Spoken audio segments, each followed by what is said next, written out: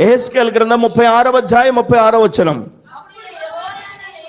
నేను పాడైపోయిన స్థలములను కట్టువాడననియు, పాడైపోయిన స్థలములలో నాటువాడననియు నీ చుట్టూ శేషించిన అన్యజనులు తెలుసుకుంటారు. దేవునికి స్తోత్రం కలుగును గాక.